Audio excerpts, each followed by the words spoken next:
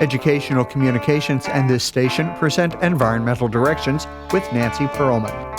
On this series, we explore the effects of human influence on the Earth's ecosystems and discuss solutions to environmental problems which affect the quality of life on this planet. Environmental Directions gives you the kind of information you need to help you participate in decisions impacting your community, the nation, and the world. Now, here's your host, Nancy Pearlman. Hello, my guest is Sri Artham. He is founder of Hooray Foods, co-founder of Ganaz, and has been vice president of consumer packaged goods for Fair Trade. Welcome, it's a pleasure to have you with us. Thank you, Nancy. I'm really honored to be here. You have been working to create sustainable food because you believe that we can save our planet if we have alternatives to animal products. You're making soy-free, gluten-free, vegan products. I must say that I did taste that which you call bacon, but it's not bacon, and it's delicious. What's it made out of? Thank you. All we really want is for people to love our products, and that sort of rave review just warms my heart. Early on when I was developing the product, I was talking to my sister-in-law, and she was saying her daughter, my niece Ria, has all these food allergies, and she was like, can you try to make it something that Ria could eat? And I was like, okay, let me try. So let me see if we can try to make it gluten-free. And I certainly have conflicting feelings about soy, so I was trying to make it soy-free. And sometimes when you set up constraints for yourself, that leads to more innovation, and I think that's kind of what happened here. Why is soy a problem? As far as I know, soy is the number 2 cause of deforestation of the Amazon. So we often know about cattle causing deforestation, but between grazing or between these fields, they also raise soy and take trees down to do that, to grow soy. Soy is also one of the largest GMO crops, and I know GMOs have a lot of controversy around them, and there could be some pros, but I'm generally against GMOs, particularly because they tend to take away economic opportunity, decision-making power from farmers. The ingredients of the product that I tested has coconut oil, rice flour, tapioca starch, umami seasoning, which is quite complicated, salt, some juice concentrate, maple syrup. Are all of these ingredients fair trade and sustainable? We're on that journey for sure. So just about all the ingredients, except for the liquid smoke and umami seasoning, we buy as organic.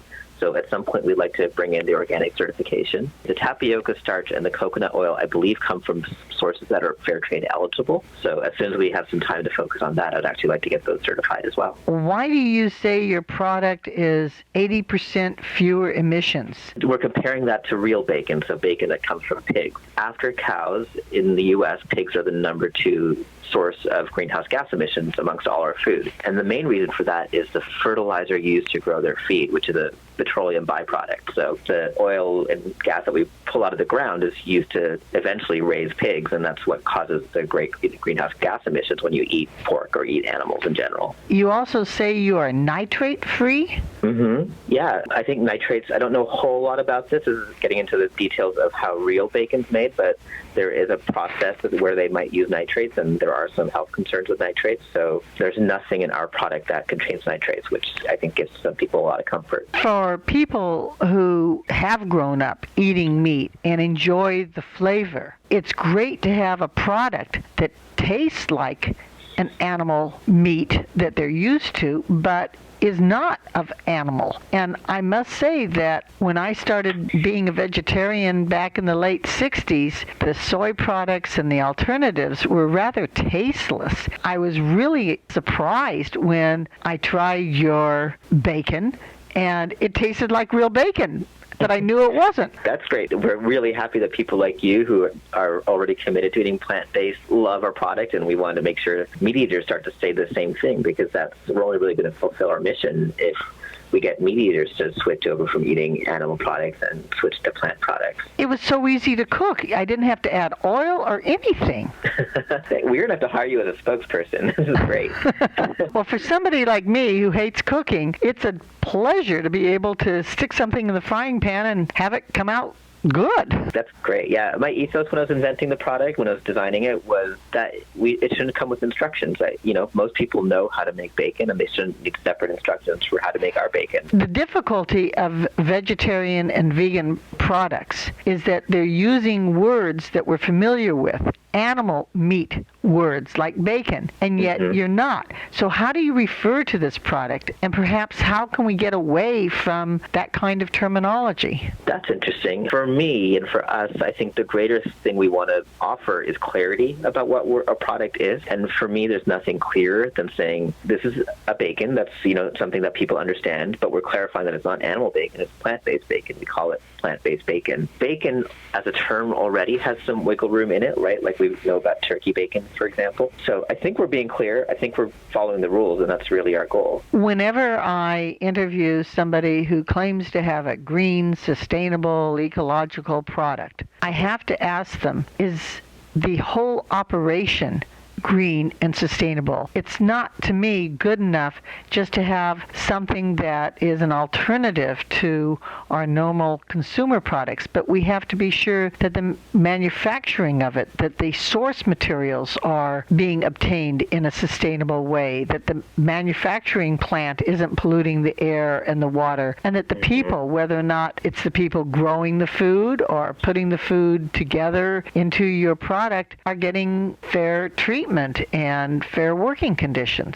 So I absolutely agree. I think we shouldn't be in a world where we take 2 steps forward and 1 step back. We should always be stepping forward, in my opinion. The one thing I'm proud about is it's called bacon L-board, or that backing that bacon usually sits on inside the packaging. Almost all L-board in this country is non-recyclable. You have to throw it out. But we were able to find a really cool supplier that could develop recyclable L-board. So you can stick in most municipalities our L-board or that backing into the recycling bin, and it'll be reused, or it'll be processed for reuse. The part that I struggle with is the plastic film. We looked up and down, far and wide, to try to find plastic film that was either recyclable or compostable, and sadly the technology is just not there yet. So that's something I really want us to improve on, because I really don't like that we're contributing to the use of single-use plastic. Indeed, companies like yours who are trying to get the right ingredients must be struggling, because you're small, you're young, you don't have money to pursue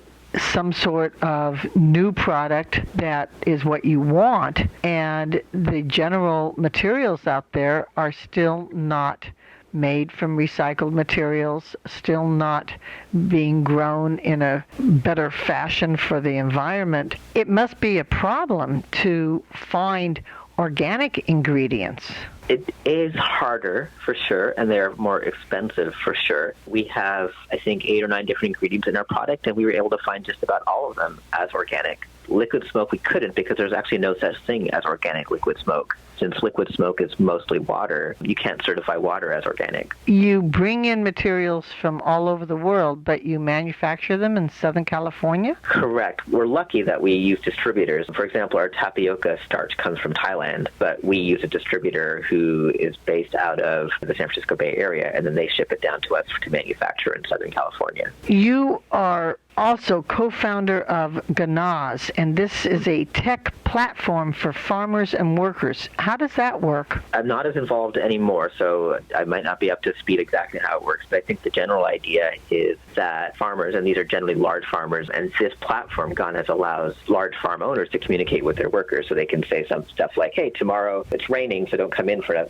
few hours, and everyone gets a text message. So it's really meant as a platform to enable better relationships between farmers and the workers that work on those farms. You also served as Vice President of Consumer Packaged Goods at Fair Trade. What is the Fair Trade organization, and what were you doing about consumer packaged goods? Because all I know is that there's way too much packaging when you buy anything. Yeah, for those of us who are trying to make the world a better place, our work is not going to be done for a long time, if ever. And there's so much that needs to be improved. The thing I got the most out of my time at Fair Trade, which is about 8 years, is just how much power each of us has to change the world by what we eat. So, for example, most of the people in the world who live under $2 a day work in farming or agriculture. So the second largest cause of greenhouse gas emissions is food. Anything we can do to change how we eat. You have created a new food product, and there are so many new ones on the market now. Vegan products, vegetarian products. The competition must be stiff. How are you able to get into the general grocery stores and restaurants? Will I be able to go to a fast food chain and order the veggie burger with your fake bacon. I certainly hope so. So that was our original goal when I started the company, was to follow the path of the Impossible Burger and get into restaurants. Why did you choose the name that you did? It was literally a shower moment. I was really thinking about what's the emotion or what's the impression I want the company to leave on the world. And it really is to create joy. People have this nostalgic and joyous feeling that comes from eating some of their favorite meats. And we wanted them to be able to have that joy, share the joy that it's ingredients they can feel good about, share the joy that no animals are being harmed or the environment's certainly being preserved better with the product. So really that's our main goal, is create more joy in the world. There are so many different animal meat products. How long does it take to develop your vegan product that tastes like all these other animals? When are we going to see more kinds of delicious food that you provide? Well, we are working in the background. We have a prototype of our next product that's not bacon, but we're just so early on our journey with bacon that we want to make sure we get this right. We're not a bacon company, we're a plant-based meat company. That's an important point to make always, that it's plant-based meat. Meat Yes. is no longer going to mean an animal product. Right. That's a profound change. You are definitely working to try and provide wonderful alternatives. I'm delighted that I was able to have such a tasty treat. I want to thank you so very much for making this product available. Thank you very much for being my guest. Thank you, Nancy. I really appreciate your passion for making the world a better place and including me on that journey. I'm really honored to have been part of your show. Thank you. I have been speaking with Sri Artham. He is founder of Hooray Foods. I'm Nancy Perlman. Thank you very much for joining us, and do tune in again next week. If you would like free information about these environmental issues, go to www.ecoprojects.org or call 310-559-9160. Environmental Directions with your host, Nancy Perlman, is a community affairs program of the nonprofit organization Educational Communications and this station.